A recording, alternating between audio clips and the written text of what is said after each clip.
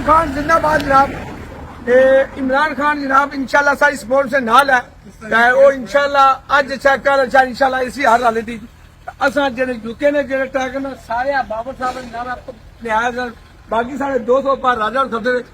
इंशाल्लाह जनाब एक दिन इमरान खान ऐसी जिंदाबाद इमरान खान जिंदाबाद। जितने भी झूठे केस लगे पे इमरान खान साहब जितने भी ना पर जितने भी सारे झूठे केस इंशाल्लाह था बरतानिया ने विच असा उन्हां की तक्की तकड़ी असा कितने बटरस करी रहे हैं इंशाल्लाह खान साहब कितना कितना बाहर अचन असा की उम्मीद है। खान साहब जिंदाबाद खान साहब जिंदाबाद। इमरान खान तुम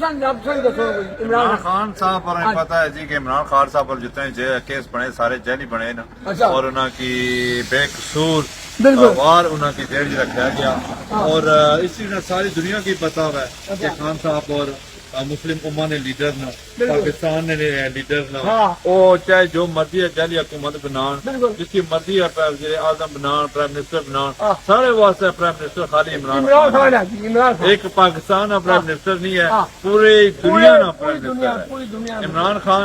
जिंदाबाद। और तुम तकी सकने हो कि असा इंग्लैंड विच अगर एक गड्डी सी दो हियां हुण इतने गड्डियां तुहाडे सामने कर दियां और इंशाअल्लाह ताला दिन ब दिन इन गड्डियों की तादाद भी बढ़ सी क्योंकि खान साहब ने चाहने वाले बेशुमार लोग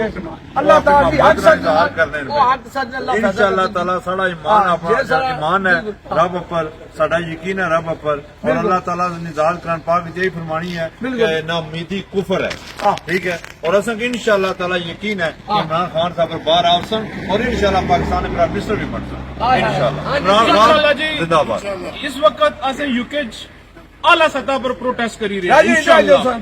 किसी किस्म की कमी कोई छोड़ी और साढ़े नाल जितने भी थे ओवरसीज हैं उन्हें अपना भरपूर साढ़े नाल हिस्सा किताया तो इंशाअल्लाह ये प्रोटेस्ट रुकने नहीं जब तक खान साहब बाहर नहीं चले